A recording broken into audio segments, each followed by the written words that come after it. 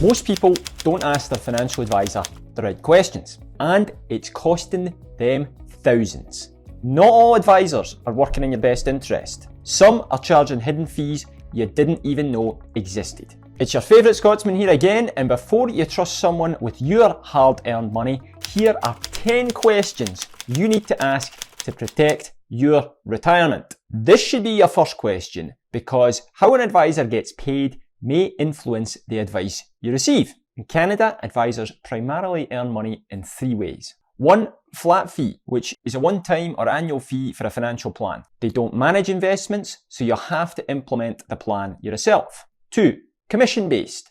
They earn money by selling mutual funds, segregated funds, or insurance. Like fee-based advisors, they should offer full financial planning, and if they don't, you might want to reconsider what you're paying for. And 3, fee-based, asset under management. They charge a percentage of your investments. This is our approach at Bellwether. With this model, you should expect full financial planning, including retirement, tax, and estate planning. There's no right or wrong model. There are great and not so great advisors in every category, but fees impact your bottom line. If you're paying for full financial planning, you should be getting more than just investment advice. And if an advisor works on commission, you need to know whether their recommendations are based on what's best for you or what pays them the most, which ties us nicely into question number 2. It's a pretty big industry failure to consider that this is even a question.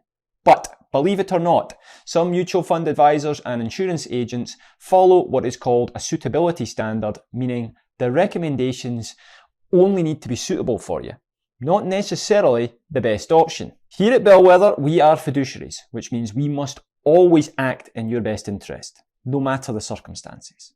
Ask your potential advisor, do you have a legal duty to act in my best interest? Their answer will tell you a lot. Now, even if you know how your advisor gets paid, you still need to ask, what are my total costs? Another shortcoming in our field.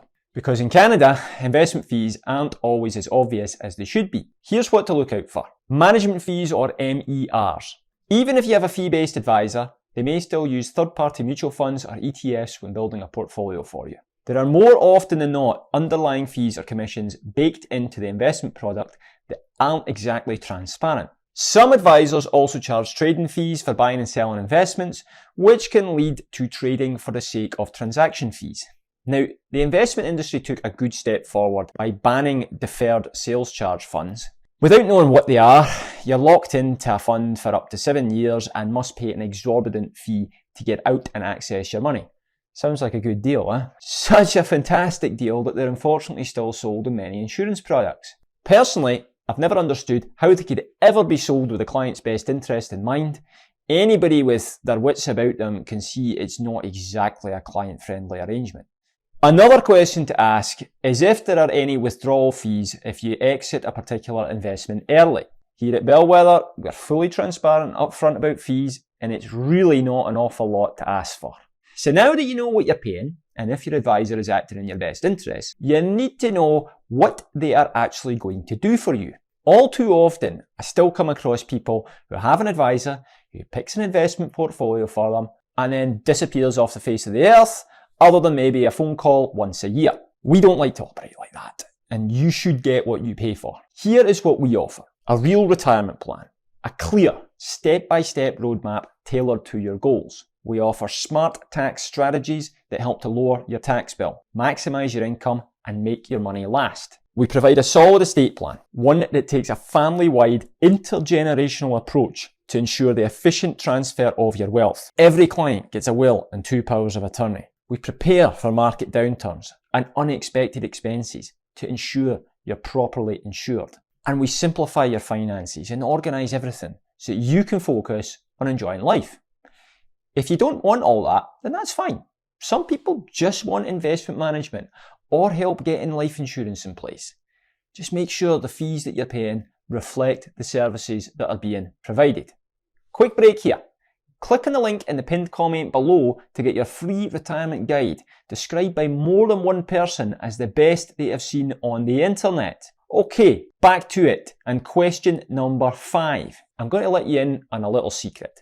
The bar to call yourself a financial advisor in Canada is shockingly low.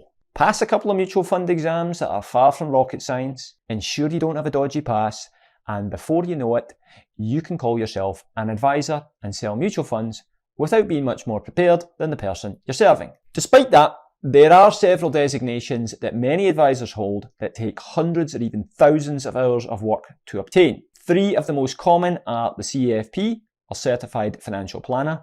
This is the industry gold standard for comprehensive financial planning expertise.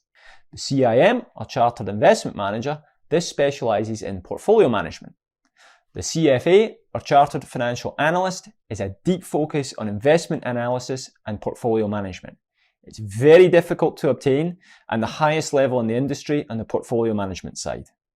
There are many more out there, but just do your research on what they all mean and make sure your advisor holds more than just a license to sell mutual funds. Moving on, this next question tells you why they do what they do. In simple terms, a good answer is usually something client-focused. If they talk about themselves, probably not a great sign. If you're paying an ongoing fee, financial planning shouldn't be a one-time transaction. It's an ongoing relationship. Some sub-questions for you to consider could be the following. What does working together look like? Do you provide ongoing guidance or just an initial plan? Will you help us adjust our strategy as life changes? Is it a collaborative process, or do you just tell me what to do? Moving on. A great financial plan is useless if your advisor goes silent after the first meeting. Ask, how often will we check in? Will they proactively update your plan or only call when you reach out? Do they offer in-person, virtual or phone meetings? How quickly do they respond to emails or calls? If you only hear from them when it's time to sell you something, that's a problem. In our office, we take a proactive approach, have a customised service schedule, and if you call us before 4 p.m, we'll get back to you that day. You don't just want to know why clients stay, you need to know why they leave. Ask, why did your last 2 clients leave? Also, what happens if you decide to leave? Are there exit fees or penalties? Will they still support you if you don't take all their advice? If they retire or switch firms? What happens to your investments? Asking the right questions is just the first step. Now it's time to get a plan in place. Click on the link in the pinned comments to get your free retirement guide, and if you're wondering whether or not you should hire an advisor, make sure you watch this next video.